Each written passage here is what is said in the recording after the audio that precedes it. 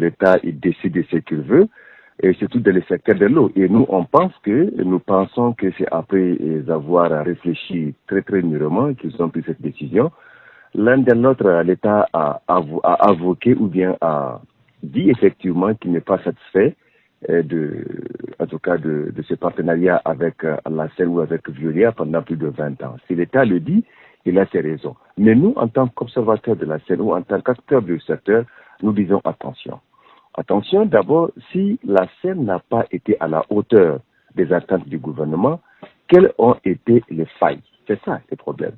Et vous savez très bien que dans la mauvaise gestion de la SEN, l'État également a une part active. Parce qu'aujourd'hui, l'État a des milliards d'impayés de ces factures. On parle même de 14 milliards d'impayés quelquefois.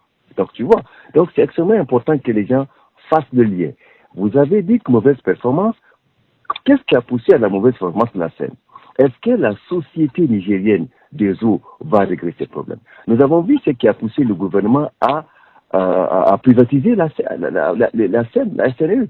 C'était parce que les Nigériens étaient incapables de leur ensemble à qui on a confié cette gestion. Ils ont fait une gestion catastrophique. Donc c'est ça qui a poussé le gouvernement effectivement à privatiser la société, la SNE.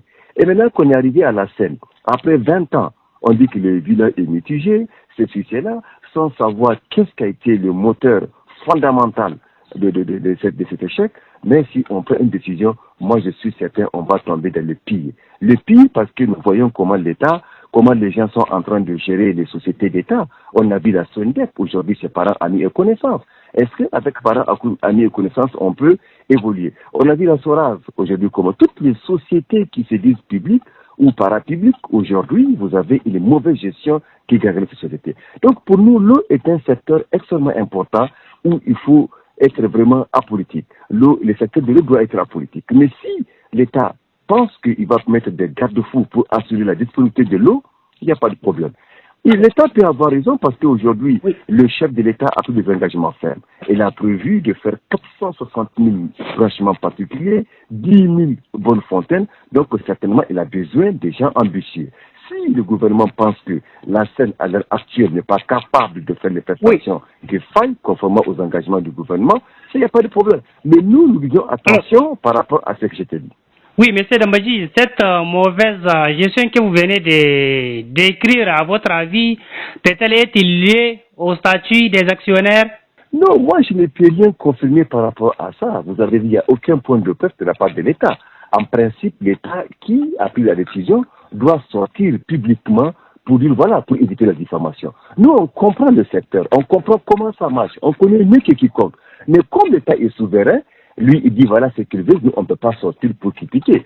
C'est pas critiquer, nous, on veut, mais on veut que le secteur marche pour le bonheur de la communauté. Ça nous fait mal aujourd'hui qu'on dans les centres urbains, il n'y a pas d'eau. À partir du mois de mars, à partir du mois de février, les trucs, nos robinets sont vides.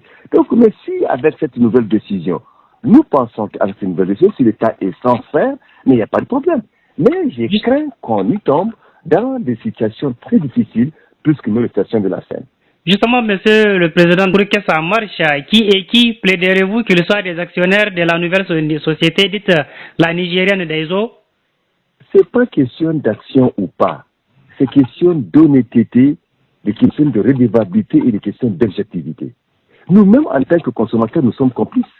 Tout le monde a une part active. Tout le monde a un rôle important à jouer dans le fonctionnement de la nouvelle société ou de l'ancienne société. C'est pas les actionnaires, c'est pas l'État. La question de l'eau, c'est une question vitale, c'est une question qui concerne tout le monde. Alors, avec des missions comme la production, le transport et même la distribution de l'eau au Niger, cette société pourra-t-elle faire mieux que la Chine, à votre avis? Je vais vous dire une chose, rien ne peut changer. Même à l'époque, même maintenant que la SEN gère, la SEN n'a aucun droit sur certains aspects. Les infrastructures, les investissements, c'est l'État qui le fait. La production, également, l'État a le droit de contrôler qu'est-ce qu'ils sont en train de produire. Donc, toute la chaîne, l'État est présent. L'État n'est pas absent. C'est au vu de l'État et de tous les cadres de l'État que ça se passe. Niamey est alimenté par le fleuve Niger, comparativement à beaucoup de régions qui sont alimentées par le champ de captage. Donc, à Niamey, il n'y a pas un puits, il n'y a pas une chaîne de captage. On tire l'eau du fleuve Niger, on la traite et on donne aux Niameyens. Est-ce que nous sommes d'accord avec ça? Mais l'État doit être présent dans la chaîne de la production.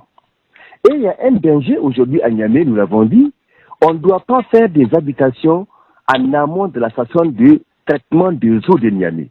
Mais les mairies sont là, elles ont laissé les gens construire des habitations en amont de la station et les habitations produisent des déchets qui sont intraitables par la station. Et les jeunes de Niamey sont en train de consommer des déchets. Alors, dites-moi, la faute est à qui ici à ce niveau?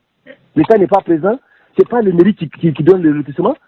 Donc, tu vois, tout le monde est responsable de la question.